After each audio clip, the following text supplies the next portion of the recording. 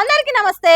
రాజకీయం, cinema, గమ్మతి ఇచ్చంత్రాలు, viral అవుతున్న వీడియోలు, తీరు వార్తలతో మైక్టి ముచ్చట్లు తయారుగున్నాయి. చెల్ల సుషేదం పాన్రే. అంతకంటే మొదలు హెడ్లైన్స్.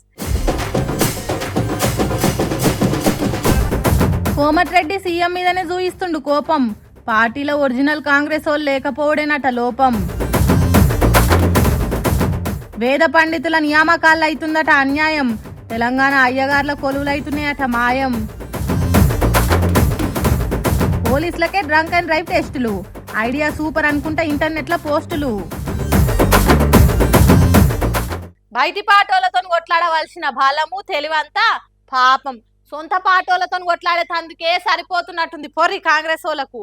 లీడర్ల నడుమ పంచాదులుంటే పక్కకు పెట్టి పార్టీ పాతార పెంచేటట్టు పనిచేయురని సీఎం సీరియస్ అయితేనన్న పరిస్థితి మారుతుందేమో అనుకుంటే ఇప్పుడు direct CM Revanth Reddy versus MLA Komatireddy Rajagopal Reddy అన్నట్టే మారిపోయింది కథ. కోమటిరెడ్డి కోపానికి వస్తే ఎట్లుంటుందో చూయిస్తా అనుకున్నట్టే ఉన్నాడు రాజగోపాల్ రెడ్డి. ఊకుంటామంటే తమాషా అవుతుందా అనుకుంటా ఉగ్రరూపం చూయిస్తున్నాడు. ఇంత యాదాద్రి ట్రస్ట్ కొత్త బోర్డు మెంబర్లను తీసుకుంటున్నట్టు నాకు మాట ముచ్చట కూడా తెలియదు. ఎవరు చెప్పలేదు అనుకుంటా మనసులున్న బాధ బయటేసి మస్తు ఫీల్ అవుతున్నట ఎమ్మెల్యే కోమటిరెడ్డి రాజగోపాల్ రెడ్డి. నా నియోజకవర్గం మునుగోడు యాదాద్రి జిల్లానే కదా ఉన్నది, అయినా చేయకుండా లిస్టు పెట్టేస్తారా అని మాట్లాడుకుంటేనే సందు ఉడుకుల ఉడుకు అనుకున్నాడో ఏమో గానీ సీఎం రేవంత్ రెడ్డి మీద కూడా ఘాటు మాటలే ఈట లెక్కిసిరిన్నట. సీనియర్ ఎమ్మెల్యేనే నన్ను ఓ మాట అడిగిన ఉంటే నా నియోజకవర్గంకి వెళ్ళి ఒక్క మెంబర్నైనా బోర్డులో చేర్పించుకుంటోని కదా, ఈయంత కూడా ఆలోచన చేయకుండా ఎందుకు చేస్తుండు సీఎం అనుకుంటా ఫైర్ అయినట. ఇట్లా ఒంటి పోకడలు పోతుండు కాబట్టి అవి నచ్చకనే నల్గొండలైన సభకు నేను పోలేదు. సీఎం వచ్చినా సరే సీరియస్ గానే ఉన్నా నేను తెలిసేందుకే హాజరువ్వలేదు. ఆయన పార్టీ ప్రోగ్రాంలలో పడి పని చేస్తున్నాము, అన్నిట్లో ముంగట్నే ఉంటున్నాం కదా,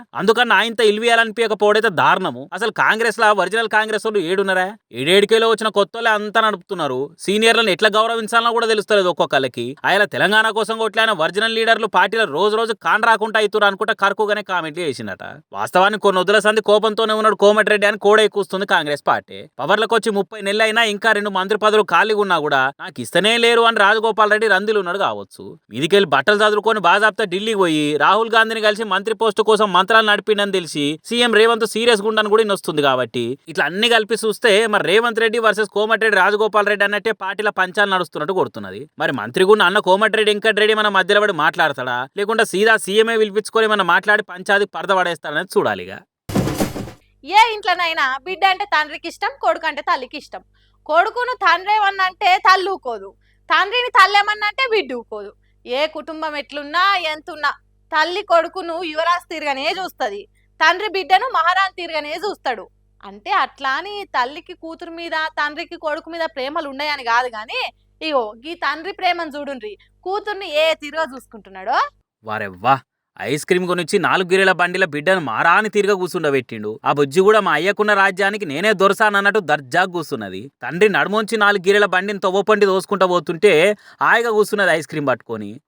కోట్లుంటేనే కూతురు మహారాణులు అవుతారా? హోటల బత్తేనే బిడ్డలు యువరాన్లు అవుతారా? ఎంతున్నా ఏం లేకున్నా కూతురు ముంగట తండ్రి చిన్న పిల్లగాడే, కూతురు ఎప్పటికీ తండ్రికి దొరసానే కదా. పాపం ఎన్ని వాడలు తిరిగి వ్యాపారం చేసిండో ఏమో గాని కూతురును చూడంగానే కష్టమంతా మర్చిపోయిండు కావచ్చు. తండ్రి బట్టలు ఎట్లున్నా బిడ్డకు మాత్రం కొత్త గౌను వేసిండు. ప్రపంచం మొత్తం బిడ్డ కాళ్ళ కింద పెట్టినట్టు ఆయన ప్రేమ అనే సింహాసనం వేసి అందులో కూసుండబెట్టినట్టు చేసిండు. బిడ్డ కండ్ల నవ్వులను చూసి ఆయన ప్రపంచానే జయించినట్టు ఫీల్ అయిండు. ఇట్లా తండ్రి కూతురుకు ఐస్ క్రీమ్ కొనిచ్చేది చూసి ఎవరో వీడియో తీసి ప్రతి తండ్రికి బిడ్డ ఓ పెద్ద మారానని రాసి సోషల్ మీడియాలో పెడితే సొల్లు ముచ్చట్లను పక్కకు పెట్టి ఈ వీడియోనే షేరింగులు చేస్తారు. చాలా మంది లవ్ సింబల్ సెండ్ చేసుకుంటా లైకులు కొట్టిరు. ఇంత మంచి తండ్రిని కలిగిన ఆ బుజ్జి మస్తు అదృష్టమంతురాలు. మరి పెరిగి పెద్దయినాక తండ్రి మనసు బాధ పెట్టే పనులు చేయకుండా ముసల్తన తండ్రిని కూడా ఇంట్లో చిన్న పిల్లగాని తీరుగా చూసుకోవాలి. అట్లయితేనే తండ్రి కూతుర్ల బంధానికి అర్థం ఉంటుందని కామెంట్లు పెట్టుకుంటా కంటెంట్ షేరింగులు చేస్తున్నారు. ఇక ఒకళ్ళు నేలెత్తి చూపించేటప్పుడు మనల్ని 3 ఏళ్ళు చూపిస్తాయి. ఒకళ్ళ తప్పులు ఎంకులాడి చెప్పేటప్పుడు మన తప్పులేందో తెలుసుకొని మలుసుకోవాలి. అట్లయితేనే మనం చెప్పే మాటకు చేసే పనికి ఇలువ ఉంటుంది. హాగో అది ఖచ్చితంగా ఫాలో కావాల్సిందే అన్నట్టు చేస్తున్నారు తెలంగాణ పోలీసులు. వాళ్ళు చేస్తున్న పనేందో తెలిస్తే మీరు కూడా షబ్బాష్ అంటారు చూడు. అబ్బా ఏం ఫీల్ ఉన్నది రాయడా అని డ్రంక్ అండ్ డ్రైవ్ చెకింగ్ లో దొరికిన వాళ్ళు అనుకునే తట్టే ఉన్నదిగా ఈ సీను.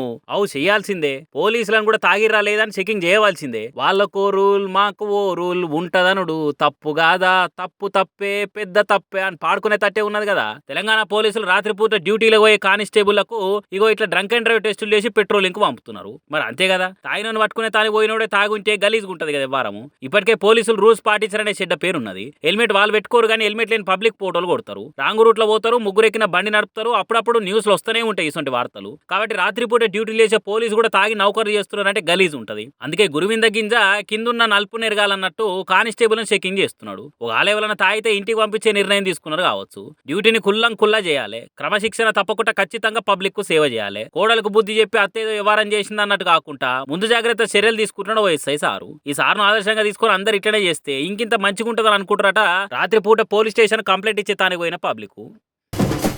దేవుళ్ళ తానా వేదాలు చదివిన నోటితోనే అయ్యా మా కొలువులు మాకు ఇయ్యుర్రి అని తెలంగాణ వేద పండితులు బతిలాడుకునే కాడికొచ్చిందట కథ.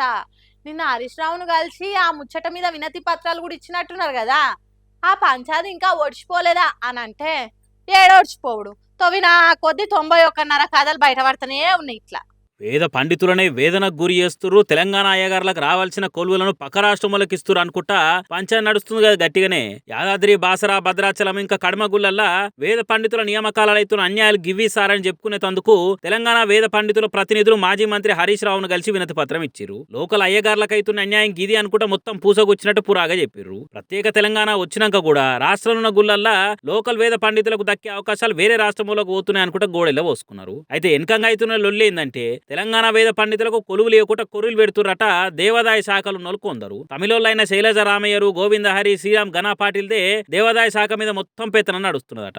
ఉంది కదా అని పతారా చూయించుకుంటా తెలంగాణ వేద పండితులతోని తమిళులకు ఊడిగం చేయిస్తారా అని అనుకుంటా ఇక్కడ అయ్యగారులు అరిగోసలు చెప్పుకుంటారట. మన రాష్ట్ర పండితులకు అవకాశం ఇవ్వకుండా తమిళులకు అధికారం కట్టబెట్టుడు కరెక్టేనా? నలుగురు మెచ్చే న్యాయమేనా? వీధికెళ్ళి ఎండోమెంట్ తరపున ఇంటర్వ్యూ కని పిలిచి సంబంధం లేనివి, అసలు తెలుగు ఆచారాల లేనివి ప్రశ్నలు అడుగుతారా అని అనుకుంటా నెలల సంధి ఇంత పెద్ద పంచాయతీ అవుతుంది అన్ని ముచ్చట్ల మీద.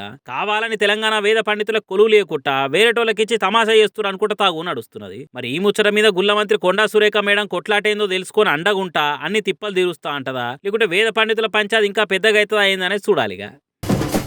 స్మగ్లింగ్ అనేది గొప్ప అనే భావన రాలేదా పుష్పాసంటి సినిమా చేయంగా?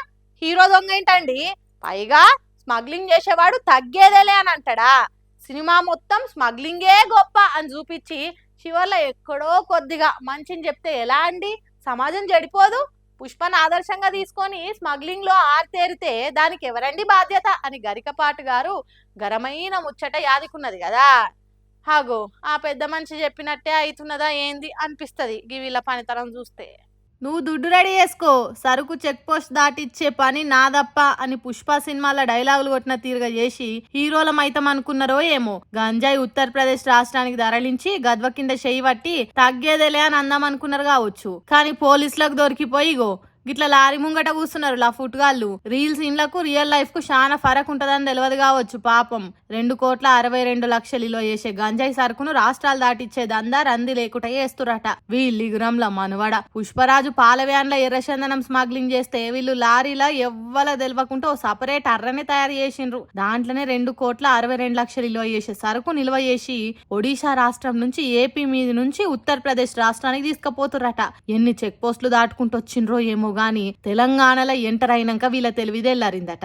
తెలంగాణ పోలీసులు అంటే తమాషా, తీగలాగకుంటేనే డొంకను కదిలిస్తారు. లారీ భద్రాద్రి కొత్తగూడెం జిల్లా బూర్గంపాడ్ల ఎంటర్ కాగానే లటుక్కున అందుకుర్రట. పోలీసులు పొతం పెట్టి చూస్తే లారీ ఆకారం ఈకారంగా గంజాయి వాసన ఓకారం వచ్చేటట్టున్నదట. ఇదేంద్రా బాబు బయట లారీ పెద్దగున్నది లోపల చిన్న ఉన్నదని అడిగితే సపరేట్ అర్ర ముచ్చట సల్లగా చెప్పిండ్రట. 4 జప్పరిస్తే సాటుంటదాసిన మూటలు గిట్ల బయటకు తీసిండ్రు. మొత్తం వ్యవహారంలా ముత్తైదుల తీరుగున్న ముగ్గురిని ఓ పిల్లగాన్ని అరెస్ట్ చేసిండ్రు పోలీసులు. ఈ మొత్తం వ్యవహారం నడిపిన సాదేవ్ హంటాల్ అనే మెయిన్ హీరో దమ్ముంటే పట్టుకోరా షికావత్తు అన్నట్టు ఇంకో 4 నెంటేసుకొని పరారైందట.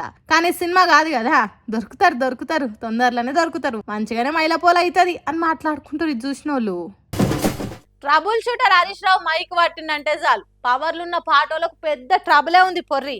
కాంగ్రెస్ వాళ్ళన్న మాటలకే కౌంటర్లు ఇచ్చుకుంటా కారు పార్టీ మీద మాట వడనీయకుండా పంచులేస్తూనే ఉంటాడు పవర్లున్న పాటోల మీద.